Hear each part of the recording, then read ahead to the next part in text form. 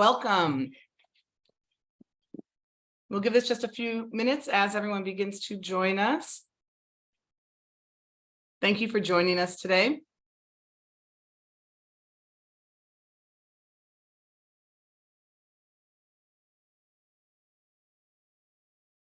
All right, as you're joining us, we're just going to wait about a minute or two to allow time for others.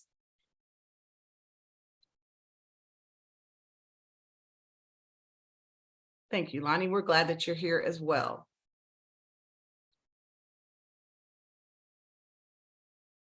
So as you can see, we will be using the chat, so please feel free to use it. And we'll be taking questions from the chat as well. Hello from Madison. Karen, thanks. Actually, if you could put in the chat where you're coming from today, that would be wonderful. In Frederick, Maryland, with terrible air quality right now.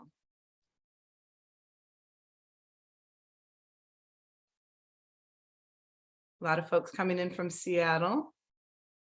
Montgomery, Alabama. One of the places we visit quite a bit. New York City, Portland. Welcome. Seattle, Stanford, Newark, Atlanta. Hi, Crystal. Walter said hi to you earlier. Yes, yes. Great to see you, Crystal, or to be in the space with you, I'll say. That's great. All right, we will get started here in Honolulu, Hawaii. I think if we're giving out prizes, you win.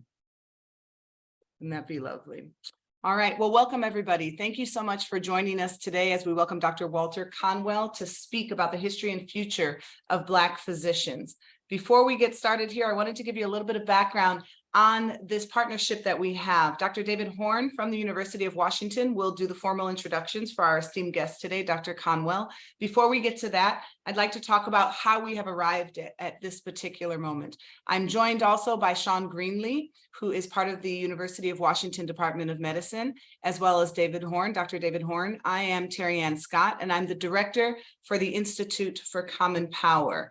We have this partnership with the University of Washington Department of Medicine, and we are very proud to have it. And I'll speak about that in just a moment, particularly in light of the Supreme Court ruling that came down today. And I think that Dr. Conwell will be addressing that as well. It is certainly more than an elephant in the room. It really is so much a part of the work that each of us is trying to do here today and in our professional and personal careers. So the Institute for Common Power began last summer as the educational branch for Common Power. I was a professor previous to that. I actually taught at the University of Washington before coming here to Hood College in Maryland. And I left a tenured position to become director of the Institute for Common Power because of the gravity of this moment, because of the importance of us understanding our history, a history that is now becoming increasingly marginalized, a history of marginalized folks that is part of our collective history that people across the country are attempting to stymie, to illegalize the teaching of. With the Supreme Court ruling today,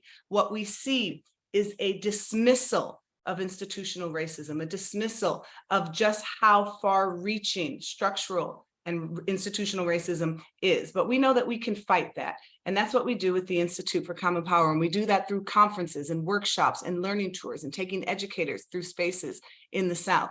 And we do that with this partnership that we have with the University of Washington Department of Medicine. And I want to read you a little bit about how we arrived at this. We began a speaker series just in October of 2022, and we are continuing to do this series and really leaning into the relationship in addition to taking people from the University of Washington and other places in the future, healthcare professionals on the learning tours that we do. I wanted to read this for you for a moment. Health inequity, Health inequities in American society are a salient and unfortunate outgrowth of historical systems of inequality based largely on race.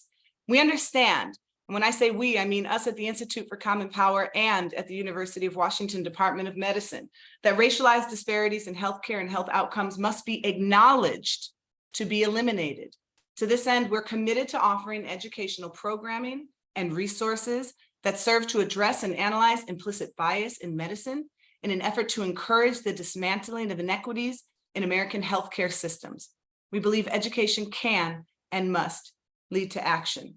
And that is what allows us to arrive at this moment where we are today. And I want to welcome our guest, Dr. Walter Conwell, and turn this over to Dr. David Horn to give a proper introduction to our guest. Thank you. Thank you, Dr. Scott. And just before I do that, we have a new winner. Someone's tuning in from Kampala, Uganda. So sorry, Honolulu. It's my pleasure to introduce Dr. Walter Conwell. So Dr. Walter Conwell, MD, MBA, is the Chief Diversity and Inclusion Officer and Senior Associate Dean for Faculty Affairs and Development at Morehouse School of Medicine. Dr. Conwell earned his undergraduate degree from Florida A&M University, a historically Black college. He received his MD from University of Chicago Pritzker School of Medicine in 2007, where he was the first African-American male Pritzker student to be selected to the AOA Honor Society. He remained at University of Chicago for residency in internal medicine, where he was chief resident. And then Dr. Conwell headed west for fellowship training in pulmonary critical care and sleep medicine at the University of Colorado and National Jewish Health in Denver. While there, he obtained an MBA in health administration from the University of Colorado Business School and completed a 2-year administrative fellowship in the University of Colorado Office of Diversity and Inclusion. After fellowship, Dr. Conwell was recruited to the Colorado Permanente Medical Group as a physician director of equity, inclusion, and diversity. And in 2018, he was appointed the Associate Dean for Equity, Inclusion, and Diversity for the Kaiser Permanente School of Medicine. In 2021, Dr. Conwell was recruited to Morehouse School of Medicine, where he was appointed the inaugural Chief Diversity and Inclusion Officer and as Senior Associate Dean for Faculty Affairs and Development. So please join me in welcoming Dr. Conwell for his talk on the history and future of Black physicians in medicine. Thank you for that introduction, Dr. Horn. Thank you, Dr. Scott, for helping to coordinate this event. And thank you all for the opportunity to come into the space with you. I will go ahead and share my screen.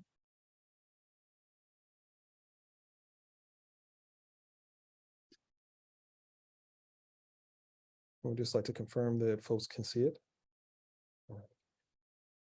Well, everyone, as Dr. Scott mentioned, this is a historic day, though not in the way that many of us would hope. And I think that our topic for today is timely given that context, because we are going to go back and we're going to look at the history, particularly the history in the context of historically Black colleges and Black medical schools in the health of Black communities. But we are also going to talk about where we are in this moment in time, because those points are linked. And based on that understanding, we're going to look into the not too distant future to think about what we can do collectively in partnership to continue to bend the arc of the moral universe towards justice. The tool that we will use throughout this is actually storytelling. We recognize how important storytelling is to the work that we do as, yes, diversity, equity, inclusion, SMEs, and those who have an interest in DEI. But importantly, also as physicians, as scientists, storytelling is actually key to who we are as humans. So we will use storytelling as a key tool. But we must start first with context, because it's impossible to understand anyone or anything outside of the context in which it was formed. And we appreciate that our current context, particularly as it relates to the Black community and the Black community's health and well-being, is intimately tied to the number of Black physicians that are available to care for members of that community. Many of you may be aware and may have read this article, which was recently published via JAMA, which showed the direct correlation between the number of Black physicians within a county and the Black life expectancy, and how that's moderated by the poverty of that community. But regardless of the level of poverty, there is still a positive correlation. Now, this is even the case if you have only one Black physician within a county. Only one Black physician still improves the health of everyone within that community. But unfortunately, there are far too many counties within this country where there isn't a Black physician, or where there is a great disparity between the number of physicians and the number of patients within that space. But how did we get here? Well, in order to understand that, we actually have to go back in time. We have to go back to the turn of the 20th century, to the end of slavery and the Reconstruction era. As many of you are aware, as part of the Reconstruction effort, there were the development of numerous colleges and universities, primarily in the Southeast, but they stretch across the country. And these institutions were dedicated to training and educating the newly freed Black population. Now, these institutions have had a pivotal role in the ascension of the Black population out of poverty. Now, this is data from the Rutgers Center for Minority Serving Institutions, and it shows that historically Black colleges and universities are actually far more likely to educate those who come from the 3 lowest quintiles of the socioeconomic strata, as compared to predominantly white institutions, which are more likely to educate those who come from the 2 highest quintiles. I will note that this is actually regardless of race and ethnicity, because at least 25% of students currently who attend HBCUs aren't Black. But oftentimes those students are still coming from the lower socioeconomic strata. HBCUs are also far more likely to contribute to mobility, movement from one socioeconomic strata to another. So they are far more likely to contribute to upward mobility. As a consequence, it's oftentimes said that historically Black colleges and universities graduate not only students, but actually families out of poverty. This is important for us to keep in mind when we think about the impact of education, the impact of economic opportunity on health outcomes. Many of us are familiar with the concept, the construct of social determinants of health, or social factors that impact health, and how the midstream factors, socioeconomic inequity, educational inequity and opportunity, poverty, how these midstream factors ultimately contribute to these downstream outcomes. And we also have to keep in mind how the furthest upstream factor, oftentimes referred to as the political determinants of health. This notion of policy and political decisions ultimately having social implications and health outcomes, how these factors put together determine 80 to 90% of the health of individuals and communities. I think this is well illustrated by my own story. So Dr. Horn spoke a little bit about my narrative, at least as it begins with my educational journey, but I will tell you that my story goes back to a small city in the Midwest called Gary, Indiana. It's a city right outside of Chicago. And for some of you, you may be familiar with that area, but for those who aren't, just imagine the South Side of Chicago and everything you've heard about it. Pick it up and move it 20 miles to the east and compress it into a city a fourth of the size, and that's Gary. Northwest Indiana and South Chicago are actually some of the most segregated parts of the nation. Gary is around 80% Black, surrounded by communities which are 80 to 90% white. The community, for most of my formative years, had the highest poverty rate, one of the highest rates of homicide, one of the highest teen attrition rates for the whole nation. In fact, my high school class had more than a 50% dropout rate. Now, for me, I took that context with me down to Florida A&M University. And I did so as a first-generation student, as a low-income student, and as a teen parent. My first child was born shortly after my 18th birthday.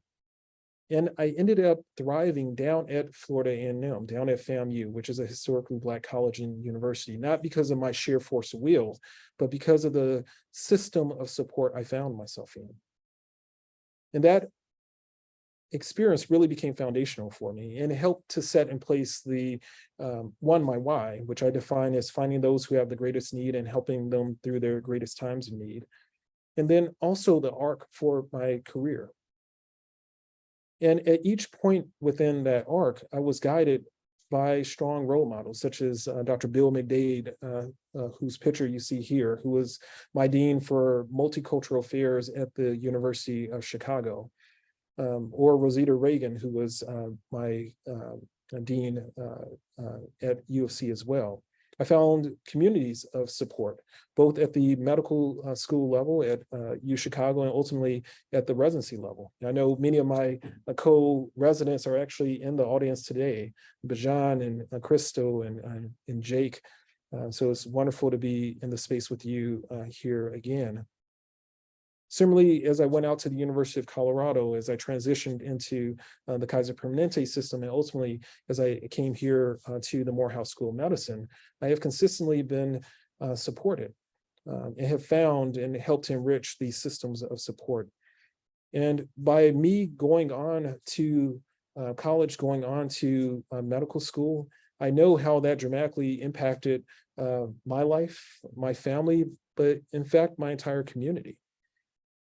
That is the impact of historically Black colleges and universities. And I feel that on a very deep and very personal level. So that's HBCUs in general.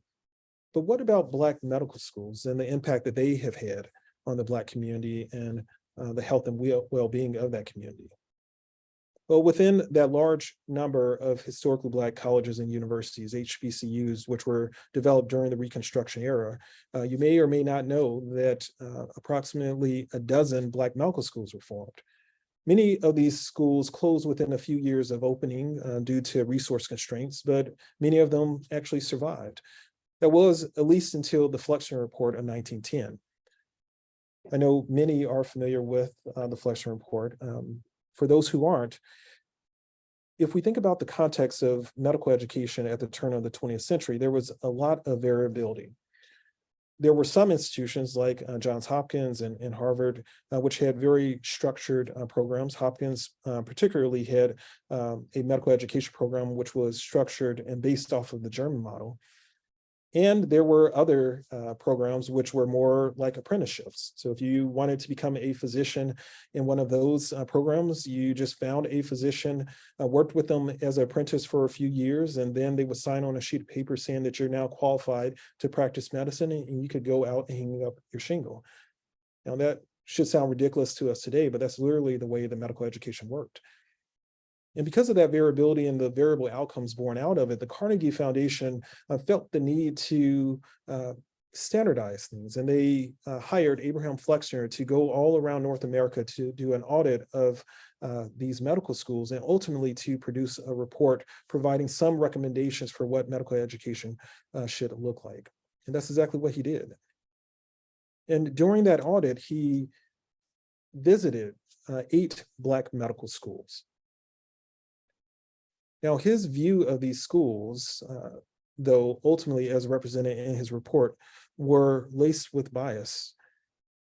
He spoke about the role of Black physicians in America, stating in his view that they should, quote unquote, humbly serve their people as sanitarians. So his view was that the main role of Black physicians was that they should practice in primary care. He specifically felt that there wasn't a place for them in subspecialty or specifically in surgical care, and that they should prevent the illnesses of the Black community from getting to the white community. Now, those biases ultimately were incorporated into his recommendations, into how he felt the resources should be distributed within medical schools. And that contributed to a dramatic reduction in the number of Black medical schools. I will also say it contributed to a reduction in the number of all women medical schools and rural medical schools because of his bias against those populations as well. But as far as Black medical schools, only 2 survived. And that was Howard University and Meharry Medical College. And for the next 50 years, those 2 Black medical schools went on to produce 90+% of all Black physicians, Black dentists, and Black scientists within this nation. And although those schools did a Herculean effort, it was impossible for them to keep pace with the dramatic increase in the Black population. I will tell you that the disparities that we see today, that first slide that I showed you, directly relate back to these policy decisions which were made well over 100 years ago.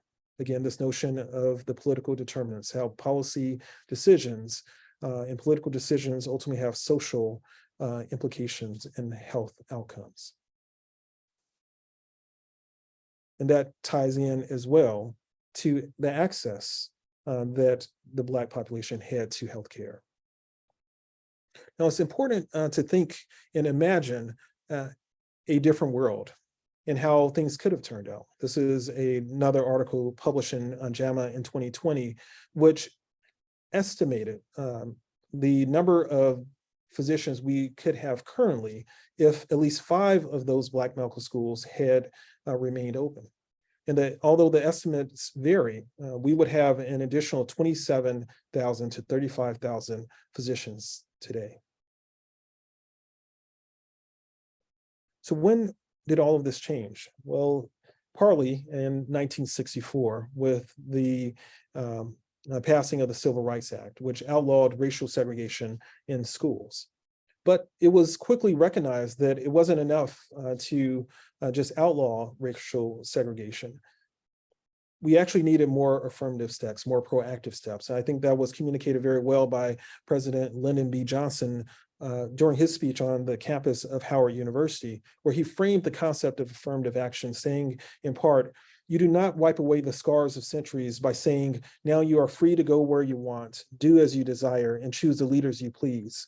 We seek not just freedom, but opportunity, not just legal equity, but human ability, not just equality as a right and a theory, but equality as a fact and as a result."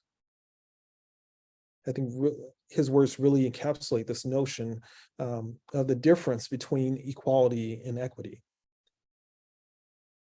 Now, as we think about where we are today and how the decisions that have now been made at the level of the Supreme Court will reverberate both forward as well as backwards in time. The question that we need to then answer is, how do we move forward? And we're going to talk about that a little more during this presentation. But because of those decisions in the mid-1960s, we saw dramatic shifts. We saw medical students or applicants being enrolled, accepted and enrolled into predominantly white medical schools. We also saw the opening of new Black medical schools. Charles Drew University opened in 1966, and the Morehouse School of Medicine opened in 1975. In these institutions, the a priori had a dedication to what we now think of as diversity, equity, and inclusion. You can see the mission and the vision for MSM before you. Our vision is to lead the creation and advancement of health equity. And because of these changes, we saw a significant increase in the number of Black physicians being created from 1965 onwards. But you also appreciate that there has been a plateauing. And much of that has come because of the backlash against civil rights efforts, the backlash against affirmative action efforts. Thinking back to the 1990s with the University of Michigan decision, to the passing of the proposition in California, and the impact, one of the reasons that those cases were brought to bear and the impact that they had on enrollment across those 2 states. And it's important for us to keep in mind that history, because what's happening today is just a continuation of that. It is, in fact, the history of our country that whenever there have been progressive movements forward, there has always been a backlash. It actually is never a question of if it's going to happen. It's a question of when it's going to happen and what form it will take. This happened at the end of the Reconstruction era with the recall of the federal government and the imposition of Jim Crow laws in the South. This happened again during the 1960s with the backlash against civil rights efforts. And that continued and morphed into the backlash against other social justice efforts and affirmative action efforts. So this push and pull is actually part of our history. And it's one of the reasons why when we have these windows of opportunity, and the most recent one was came in the setting of the killing of George Floyd and the numerous and countless others, Black and brown people across this nation. There was a window of opportunity where immense amounts of funds and other resources were poured into this work. And when we have those windows of opportunity, actually is our responsibility as leaders, as physicians, as scientists, to build big enough, dig deep enough, and create systems that will endure beyond just the moment. So how do you take a moment and turn it into a movement? And that gets us to this notion of where we are. Because through those strategic efforts to build these systems that will endure, that's how we actually help to bend the arc of the moral universe towards justice. Because as has been stated by so many before, from Barack Obama to MLK and Theodore Parker before that, this arc is long and it can bend, but it takes energy, it takes effort to do so. So what can we do? I will tell you a little bit about what the Morehouse School of Medicine is doing. We are attempting to build bridges through collaboration, alignment, and partnership. And one such bridge is actually our partnership with with Common Spirit Health. And many of you may be familiar with Common Spirit, some may not. Common Spirit is a merged entity of Dignity Health and Catholic Hospital initiatives. And this new entity is now the largest or next to largest nonprofit health system in the country, with more than 150,000 employees across more than 20 states. And we call our partnership the More in Common Alliance. And the goal is to transform the face of medical education. It's a more than $100 million partnership that will allow us to open up 5 new regional medical school campuses across the nation. We already have our main sites here in Atlanta, Georgia, and we rotate our students out of Grady and the VA as well. We also have sites in Columbus, Georgia, and Albany, Georgia. And we actually are opening a site in Seattle at Virginia Mason Medical Center. We already have students that are rotating up there. We are opening a site in Chattanooga, Tennessee, and Lexington, Kentucky, and soon we hope also in Bakersfield, California. Along with that, we're opening up, I think we're up to 20 new GME programs. Again, we have our initial sites here in Atlanta, but also opening a family medicine program in Dominican Hospital in Santa Cruz, and we just got approval for that. So that first class of family medicine residents will start next year. Also in Bakersfield, California, Ventura County, we're looking at sites in Colorado, Arizona, Arkansas. At steady state, we will, the Morehouse School of Medicine will produce 300 new physicians per year, and primarily Black and brown physicians. And also, we're expanding our physician assistant program. We're opening a new nursing program to try to meet this moment and meet this need. But what's exciting about this is, for me, is that we aren't alone. Morgan State just announced that it will open its own medical school. It actually will be the first osteopathic medical school on the campus of a historically Black college. Xavier University in Louisiana is partnering with Ochsner Health to open its own medical school. And Charles Drew University actually just got approval to open its own standalone 4-year school. It already has a partnership with UCLA, but this will actually be a separate program. And if you put all of this together, the Morehouse School of Medicine, with its 8 training sites across the nation, plus our sister schools, Meharry and Howard University, the 2 programs that Charles Drew will have in Morgan State and Xavier, that takes us back, that takes us to more than a dozen. It takes us to 13 Black medical schools or Black training sites. It takes us back to where we were at the turn of the 20th century. And this is incredibly important as we think about the implications of the Supreme Court decisions. Because if the rest of the country follows the path or the direction that we saw play out in Michigan as well as in California, where there was a greater than 30% drop in the number of Black and Brown students admitted or enrolled in those state institutions. It will be the historically Black colleges, the HBCUs, the Black medical schools, the Puerto Rican medical schools that take the lead in training the next generation of Black and Brown physicians. So this is truly a historic moment.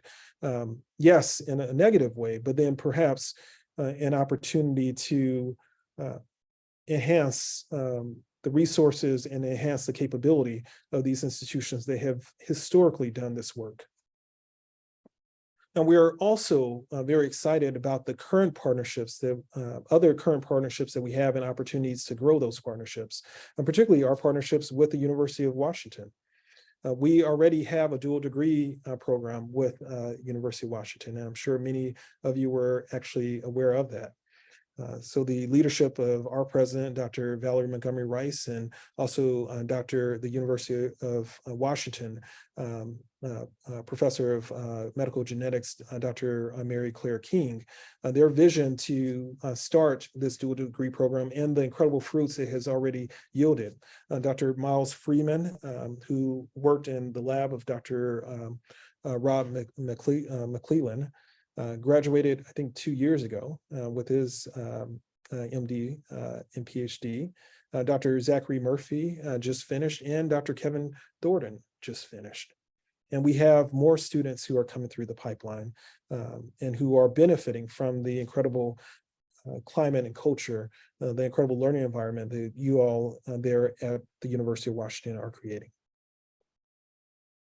And we are thinking through how we can help you in your efforts and also help to build the capacity of our More in Common Alliance to help our students, our diverse students, to thrive.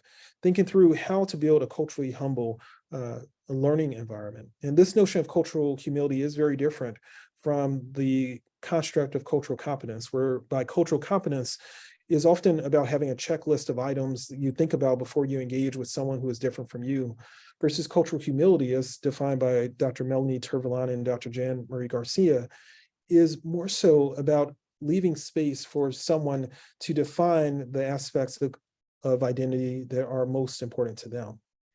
And we're thinking through how to cultivate this notion of cultural humility in these learning spaces. Through a cultural humility learning journey that uses pedagogical techniques such as space microlearning and spiraling, and also bringing to bear technology so that we can do this at scale, both through web-based tools, the use of virtual reality, simulation so that faculty and staff can practice these skills, as well as app-based tools.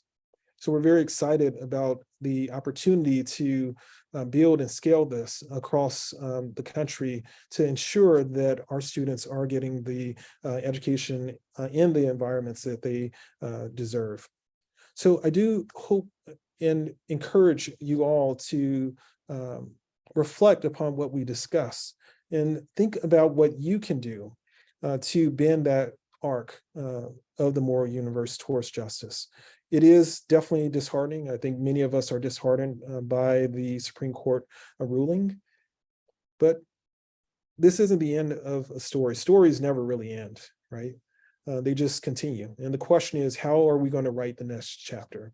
And what role will you play in that process? So thank you so much for your time and for your attention. I definitely look forward to the questions that you have and the opportunity to engage in dialogue and discourse with you. Thank you so much, Dr. Conwell. Thank you. Thank you not only for breaking down some of the extant issues, but really providing us with hope and a path on how we can move forward. And I want to ask you more about that. We have questions pouring into the chat now. So I'm going to jump in with one of them. Can you speak more, and this is from Karen, can you speak more to the increase in maternal mortality among Black women, which has increased with the overturn of Roe? And if there's a correlation, I don't know if there's a correlation to that, and how the lack of Black physicians has had an impact on this. Oh, absolutely. So such an important question. And I will say, and one, I will encourage you to look at the work of one of our faculty here at the Morehouse School of Medicine, Dr. Natalie Hernandez, who works much in this space. And I will say that it is multifactorial because we know the morbidity and mortality disparity that we see in Black birthing people spans across socioeconomics. So whether you are a poor Black woman or whether you have significant financial means, there is still this adverse outcome.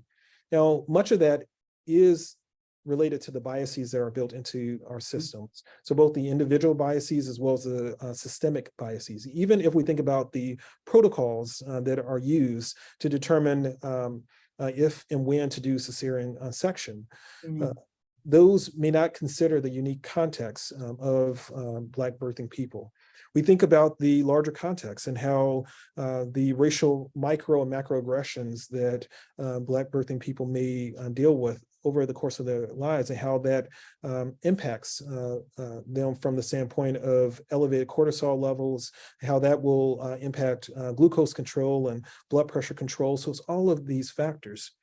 We also, though, know that if a Black birthing person is cared for by a culturally humble Black provider, their outcomes can be very different.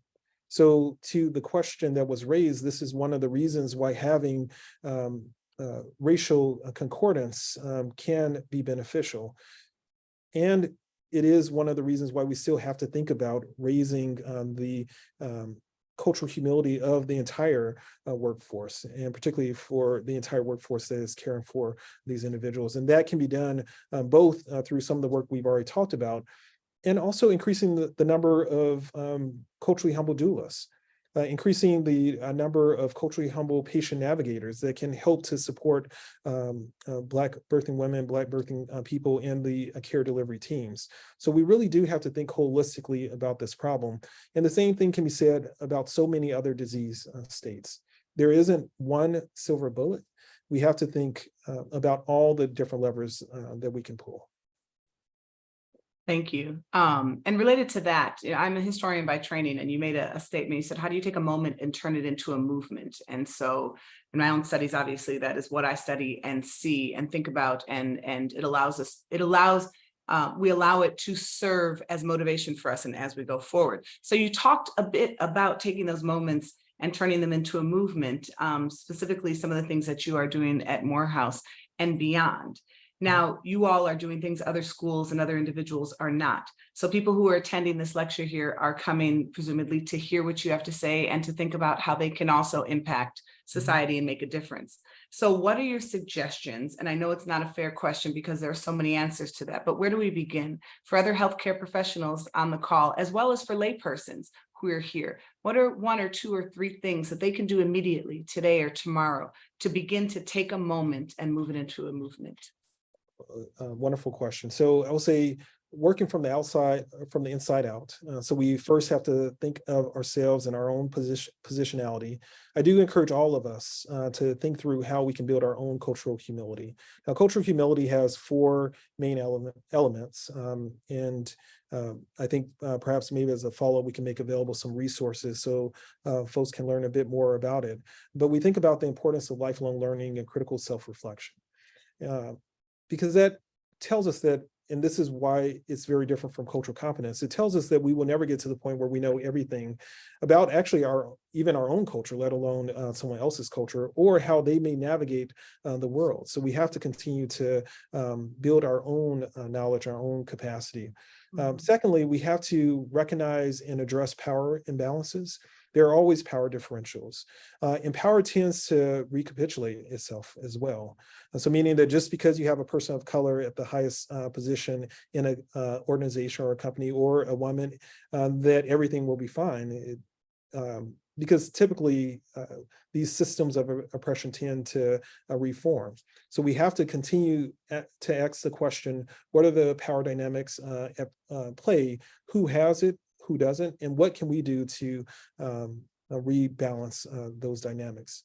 Thirdly, we have to develop and foster mutually beneficial partnerships. And I'll come back to that one in a second.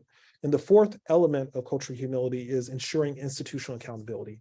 And that tends to be the thing that people and systems have the most trouble with, this notion of institutional accountability. But tying that to the third one, which is mutually beneficial partnerships, I do believe as you go from the outside, from the inside out, that is something that we all can think through. How can we partner? Because these issues are systemic issues. And because they are systemic issues, no one part of a system can fix them all. So the Morehouse School of Medicine can't do it by itself. Xavier and Howard and Charles Drew can't do it. And that's why we're very excited about our partnership with the University of Washington, our partnership with Common Spirit, with Emory University here. And I saw a note in the chat box about being a private practitioner in Atlanta, in Washington. We encourage you to reach out to us and ask how we might be able to partner. Our learners will need clinical sites to work through. They will need to understand the context of Seattle, because the community there and those who are the most marginalized aren't necessarily the Black community, though there is a history for the Black community in Seattle as well. But we think about our indigenous communities. We think about our Pacific Islander communities. So our learners will also need to learn about them. I do want to shout out some of the great work that's being done by some of your faculty members up there. So Dr. Edwin Lindo and my friend, my collaborator there, his wife Estelle, Dr. Ali Thomas, who works out of Washington Permanente. So you all are doing incredible work already. And the question is, how do we build those partnerships? That's wonderful. Thank you. I'm going to bring in Jordan Schulte here to ask the next couple of questions. We have a number of them populating the chat. She's an associate with the Institute, so I'll turn it to you, Jordan. Yeah, well, first, thank you. I mean, the questions just keep pouring in, and before even, and also incorporating some of their questions, I have one of my own even. As a Black woman, a graduate student, and I studied an undergrad, more technical with physiology, health disparities, and public health. Obviously, learning and experiencing them myself, but attending a PWI actually just due for financial reasons and proximity, things like that. Having a small group of students, women and men of color, you know, kind of like joining together as being those people that you rely on in that space. What advice do you have for us as we move forward to be in the medical field and, you know, attending medical school? There's so many things we're thinking of, burdens financially, interpersonal relationships, all these things that we're, you know, as we hear these Supreme Court decisions, as we hear these things about Black maternal health and mortality and all these things that we're experiencing, but we have the passion to, you know, be in medicine into that field, or things that you felt were helpful in your journey, and just any advice that you may have for students of color as they move forward towards medical school and being in the field in general. Yeah. So first, Jordan, I will say thank you for the question. Secondly, congratulations on your journey through this process as well. And I know we all wish you the best through it. And I will say for you and for others who are on this journey, this pathway to medicine, it is a long pathway. And I will say first and foremost, it's important to give yourself grace. And secondly, it's important to seek out help and support. Much like I talked about, this myth of being able to pull yourself up by your bootstraps and kind of fighting it on your own, it really is that. It's a myth. So we all need help and we need support, as I talked about a little bit earlier. So you need to seek out your peers. You need to seek out those who are immediately in front of you and those who might be more distant down the road. And as you are moving forward, you have to continuously reach back and pull others along. And it may seem as though that is putting extra burden on you, but it actually helps you as well. As we think about the science in the research around imposter syndrome, around stereotype threat, one of the best ways to deal with imposter syndrome is actually through storytelling. So hearing the stories of those who have gone down this pathway, and you actually sharing your story with others can help to address the stereotype threat and the imposter syndrome that you may have. So I encourage you to seek out those support systems. And then lastly, to also be very thoughtful about the environments that you place yourself in. Not all spaces are made the same. And on the surface, many spaces may speak to these issues of diversity, equity, inclusion, so on and so forth. But once you, to recruit students such as you, but once you get there, it may not be an environment that is truly nurturing. So you really do have to understand, again, the stories and narratives of those who are in the space. And this is why having individuals such as Dr. Horn and others to really speak to the work that's being done in a balanced way. So not only the great work, but then also the areas of opportunity. And I think that by being discerning, you can really find those nurturing environments that will help you to thrive, not only in the moment, but over the long term. Thank you so much. And yeah, I can't thank you enough. I mean, it's just something that's always, I think, on our minds. How do we prepare? And just looking forward, I'll definitely take all of what you said. So thank you. And I know additional questions from the chat also included how does the financial burden of medical education play a role, as it can be seen as a major barrier for Black and Brown students hoping to be in medicine, as they may feel like it's inaccessible to them. So how do you, I guess, any advice, or how do you think they can navigate that, or what educators or other colleagues or students can do to help encourage students in that space? Yeah, so it is definitely an issue. There's no way around that. And we do recognize that students of color, and I will say students who come from lower socioeconomic strata tend to be disproportionately burdened, because oftentimes they come out undergrad with significant debt. And then during medical school, they oftentimes have to spread their student aid over a larger number of people. So oftentimes it's not only them that they're supporting off of their financial aid, they may have family members that they're supporting as well. So there's a lot that goes into it. So we must think as a system, as a nation, about how we can rethink the way that we finance and support students who are going through this journey. Some of that may come in the form of more scholarships, and there have been a lot of philanthropic dollars put into medical schools, directed towards medical students over the past few years, and that investment needs to continue for sure. Also, at the federal level, thinking through opportunities for loan repayment, opportunities to expand loan forgiveness. And this is not only for our medical students, but even as we think about our residents and what they're dealing with at those levels. So I think, much like our previous conversation, this has to be a holistic approach. It's not one answer, but it needs to involve public, it needs to involve private, and it has to look across the spectrum from undergrad all the way through to residency. Perfect. Thank you. We have about 10 more minutes. So if you have questions, please continue to add them to question and answer or to the chat. Two immediate questions. The first, thinking about patient empowerment. So as I mentioned, a number of people on the call are not medical professionals, but instead laypersons who are here to learn more. What can they do for themselves, for family members, for loved ones, to better arm themselves against potential inequity in healthcare that is extended to them? Are there things that you have seen, that you've studied, that people can employ immediately to make sure that they get the best unbiased care possible?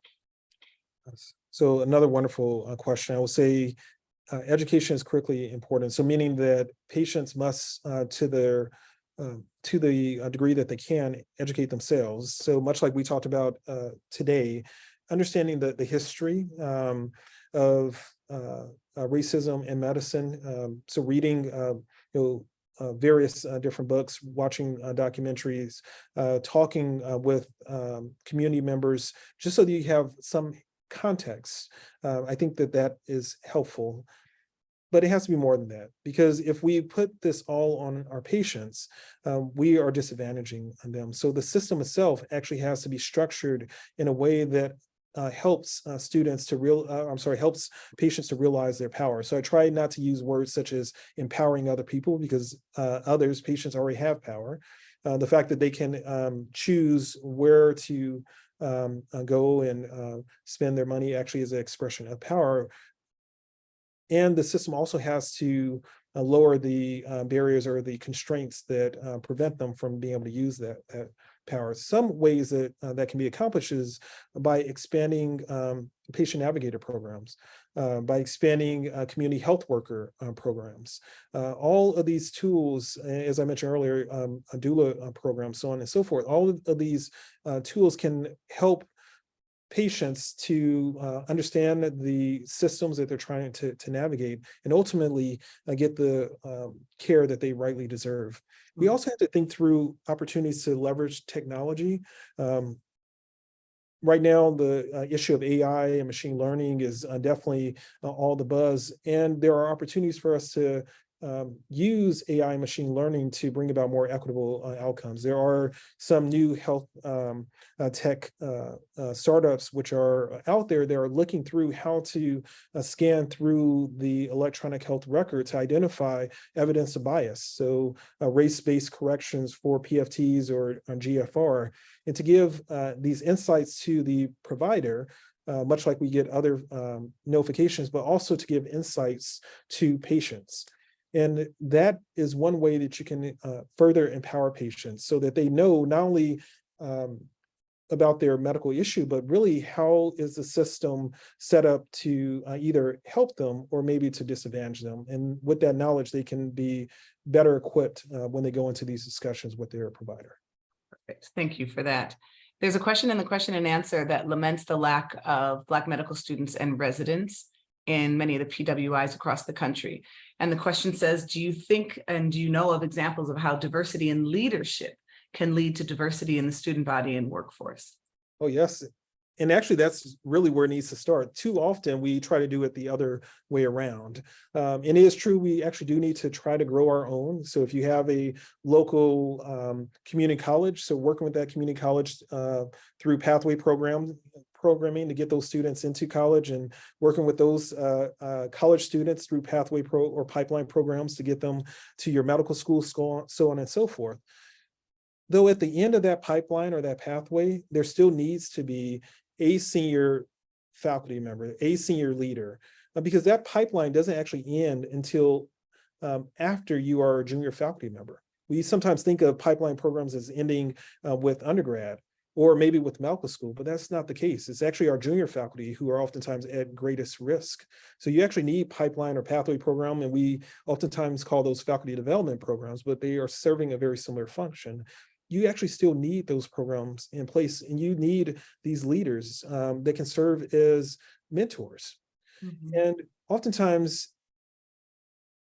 if you just have one or two of these senior people, folks who have already received tenure, folks who aren't as at risk of the Black and brown tax, they can have a very powerful and very profound impact on the recruitment of junior faculty and the support of those faculty in becoming senior faculty, on the recruitment of residents who want to do research with them or students who want to do research with them. And then by them cultivating a group of mentees at each one of those levels, it has an exponential impact, because each one of those mentees can ultimately go on to mentor another dozen people themselves. And then each one of those mentees will mentor another dozen, so on and so forth. So you actually need those leaders. They are few, but they are there. And institutions really have to put the energy, the resources into, yes, recruiting them, but importantly, supporting them so that they can do this good work. Perfect. And we're coming down to our last few minutes. Jim, I see a comment that you made there in the importance of visibility and young people actually seeing themselves in representation, and how that can lead to a change. And somebody else made a comment about the cultural humility that you mentioned. I think that really resonated with people, and thinking about that as a pathway for change. I know while we were talking, people asked, about resources. So if you wouldn't mind sending Sean, myself, and Dr. Horn some resources, and we can send those out to everybody who has registered for this call. We only have a few more minutes, so I wanted to bring Sean and Dr. Horn back into the discussion to see if they have any closing questions or comments, and then turn it over to you, Dr. Conwell, for the last word. Yeah, no, I don't have any closing comments. It's fabulous, and I just thank you for all your insights, and even moreover, the responses, the flexible response to all the questions, that these great questions that our audience asked. It was really dynamic and engaging. And just wanted to make a point is like, we really appreciate this partnership with Dr. Scott and Jordan and the Institute for Common Power. And we'll just continue to strive to bring relevant programming in the moment to our audience here. And I did want to flag, I think Dr. Conwell alluded to the Common Alliance Community Engagement event, especially for those of us in Seattle, is coming here on July 19th. So if there's space still available, I'd encourage everyone to explore and register for that. Thank you, Walter. It's just wonderful to hear you speak, and it's so powerful, your own personal journey. I'm curious, are you involved much in patient care now? And what, because I could tell that you would be, I would have you as my doctor. So what was that pathway that maybe moved you into this leadership? What was that like? Oh, that's a great question, David. And I will give you the 20,000 foot view. The short answer is yes, I still see patients around 10% of the time, primarily sleep medicine patients. So I'm the medical director for our sleep center, but I also serve or see patients in our VA in the ICU. I usually do it overnight because that's really the only time that I have because of my administrative responsibilities. But I do believe that holding on to that clinical work is vitally important. I will tell you though, I very early on in my career gained understanding about what my why is, this whole notion of finding those who have the greatest need and helping them through their greatest times of need. I gained clarity about my how as well. So I'm an INTJ, so I'm a systems builder. So I achieve my why by building and improving upon systems. And because I understand my why very well, and I understand my how very well, it actually helps me to be very fluid in my what. And it's one of the reasons why within 18 months of finishing my fellowships, I pivoted from seeing patients full time to working in as an administrator and as an educator. Because at the end of the day, the why is still the same. So whether I'm in the ICU helping patients with COVID on ventilators, or in the sleep clinic helping patients with who have had insomnia for 2 decades, or helping high school student, pathway program students, or undergrads, or faculty members, or community members, it still is about finding those who have the greatest need and helping them through their greatest times of need. And when you gain clarity about your why and your how, it actually helps you to make very potentially difficult decisions about your what and about your career. And for those who are interested, that's the notion of the golden circle. There's a great video that many are probably familiar with by Simon Sinek that talks a bit about the golden circle, communicating from the inside out. That's beautiful. Thank you. Thank you so much. The comments are just really incredible. Everyone is very appreciative of your work and your time and the knowledge that you have imparted to them. So we can't thank you enough for being here. And we want to thank also the University of Washington. You talked about the importance of partnerships, and we believe that wholeheartedly. That's why the Institute has partnered with the University of Washington.